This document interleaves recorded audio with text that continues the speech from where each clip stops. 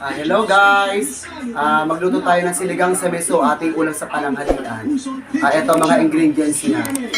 Tignan nyo. Meron tayong labanos, meron tayong mustasa, sili, kamyas, miso powder, bangus, kamatis, bawang at sibuyas. So ngayon ating ipe-prepare na to para mamaya pakikita ko na lang sa inyo kung paano siya lutuin. Kasi iba-iba ang process ng pagluluto ng miso. Meron piniprito yung isda, meron namang sariwa yung isda na nilalagay. Update ko na lang kay mamaya. So ayun guys, tapos na yung ating mga ingredients na ginayat. Ito, ginagayat ko na yung kamyas o kalamyas sa iba. Meron tayong miso powder na na-prepare ko na rin kanina. Binili ko sa palengke. Kamatis, mustasa o mustard na nabili sa palengke din. Tsaka labanos o radish. Radish yung tingis doon, ano? Ayan, bangos. So, ayan, magpapainita tayo ng kawali para igisa natin yung mga ingredients.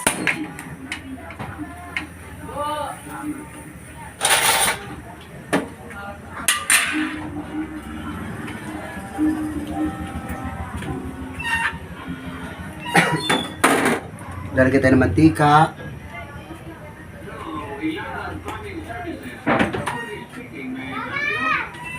Iba-iba kasi yung process ng pagluluto ng tinochong bangos. Meron kasi nagluluto na piniprito yung isda. Tapos, ginigisa rin naman yung mga ingredients. Meron namang nagluluto ng tinochong bangos na merong luya. Ako hindi na. Walang luya, wala rin siyang, hindi ko rin siya pinirito yung isda. Ganun kasi yung kasi mas type ko yun mas malasa. Mas para sa akin, mas malasa. Ito ay sinigang sa miso.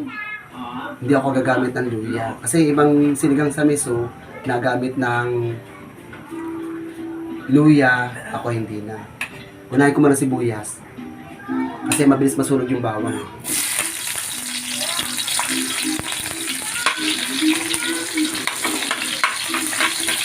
Bakit kinatyon bangus ng sinabi mo?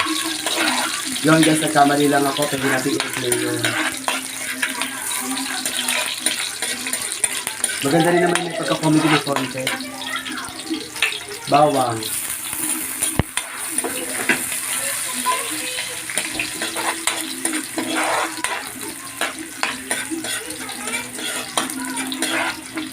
Gusto ko muna mag-golden brown muna yung bawang at saka sibuyas. Kasi pag lumalabas yung nag-golden brown na siya, pati sibuyas, lumalabas yung aroma, yung bango ng bawang at sibuyas. Yan, pwede na ihulog yung kamatis.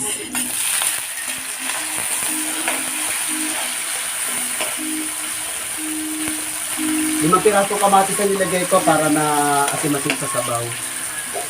Saka maganda yung sabaw niya.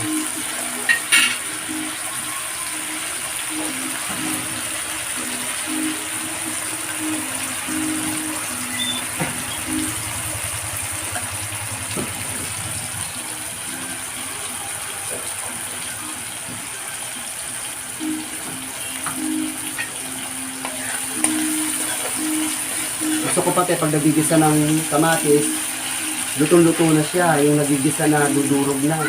Maganda kasi nadudurog ang dingin lasa.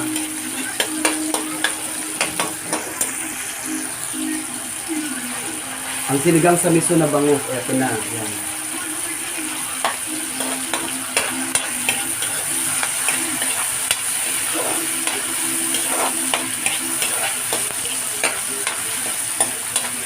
Siap ko muna. Nakatagal na. Ayun guys, ito malambot na yung kamatis. Pwede na natin siyang ilagay yung miso powder kasi ginigisa-gisa ko din yan Ito itong miso powder lalagay, ihulog na natin yan.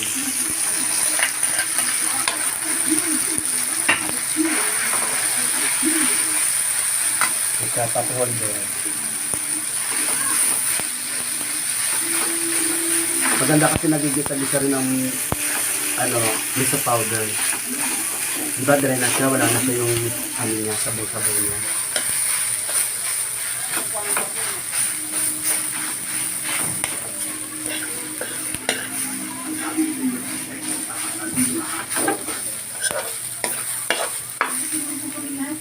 Ayan. Guys, lalagyan natin ng konting sabaw.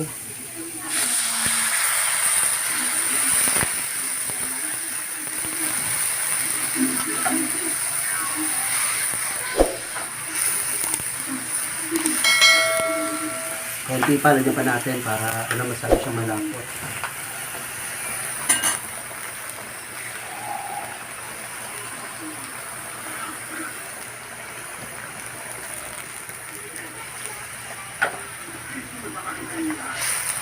Depende sa inyong panlasa. Kung gusto nyo na maalat-alat ng konti, kung gusto nyo medyo mataba, magpapatis kayo. Sausawang pati sili, pag gusto nyo doon. Ayan, so ngayon ilalagay ko itong kamyas para umasim na siya at lumambot yung kamyas. Bili ako sa gitna yan para madali siya maluto.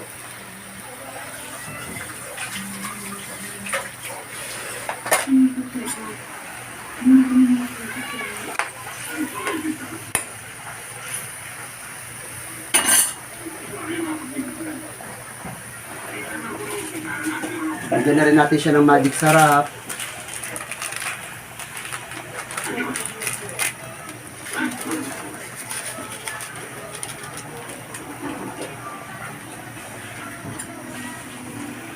Pagka naluto na yung kamyas, pinipisa ko pa yan. Kasi mas masarap yung kamyas. Lumalabas yung katas dun sa sabaw. Konti pa sabaw, malapot pa.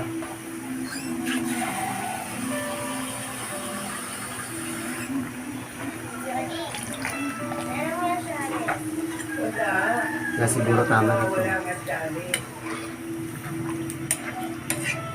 Mamaya susunod natin yung mga ibang gulay. Sunod natin yung labanos at saka mustasa at kasama ang siling green. Pag lumambot na to, siling green na. Tsaka yung mga gulay na. Tapos pag kumulo, isda naman. O yun guys, maglalagay tayo ng asin para pampalasa. Pero balalay lang kasi baka mapaalat. Madali naman magdagdag.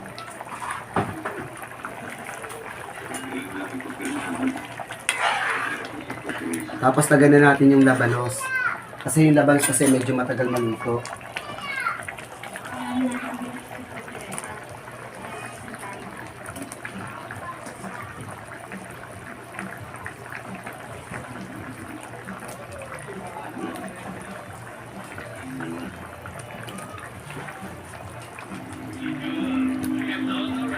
Nahugasan ko na rin pati yung mga yan.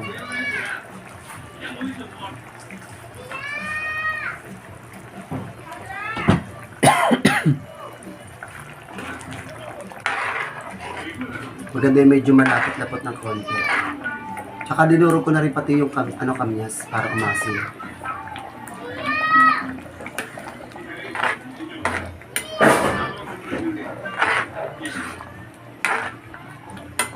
Isusunod na rin natin pati yung labanos. Ay, ang tawag ito, mustasa pala.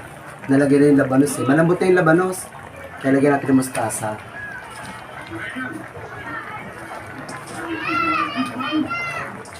Yan. Kasi kapag sinabay ko na rin yung sili.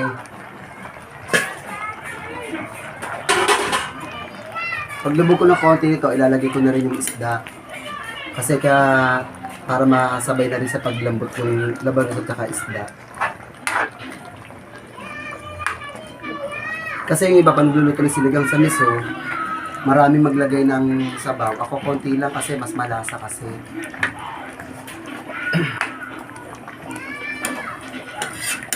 Yan, ihuhulog na rin natin pati isda na ilalagyan na siya.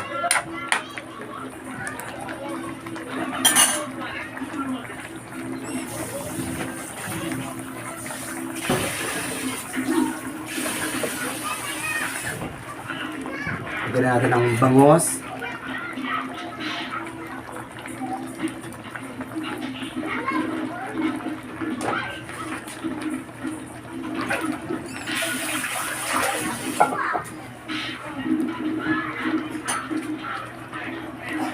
Papailalim natin.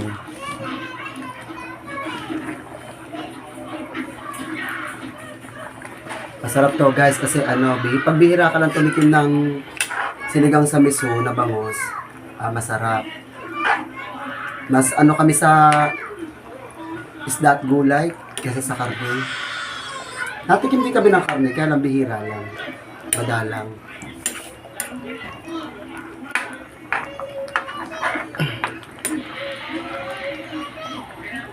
Yan, sabay-sabay na yung paglambot niya. Pero pagka lumambot na siya at luto na, tikman natin, baka matabang eh.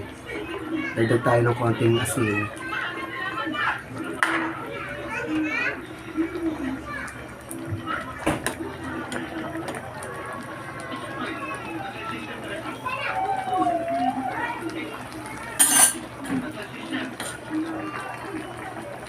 Kasabay na ng paglambot ng mustasa, yung labanos at yung isda, sabay-sabay na siya. Kasi pag inuna mo yung isda, madudurog lang yung isda. Pero hindi ko pa nasubukan yung magprito ng isda tapos isisigang sa riso. Hindi ko pa na-try yun eh.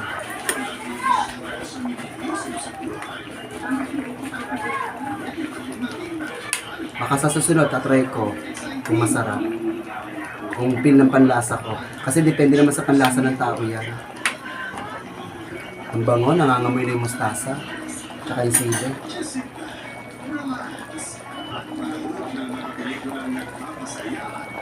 So ayan guys, titikman natin ang ating sinigang sa misong bangus.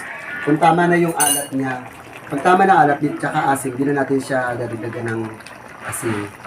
Sa asin, kung matabang sa asin o ano, okay lang yan kasi kalamyas naman yan. Tama-tama yung asin tsaka yung alat niya. Patry natin sa cameraman natin. Yung asim at alat. Kasi ako mataas magtimple eh. Siya titikman niya yan. Tikman mo. Sabihin mo dyan. Okay na.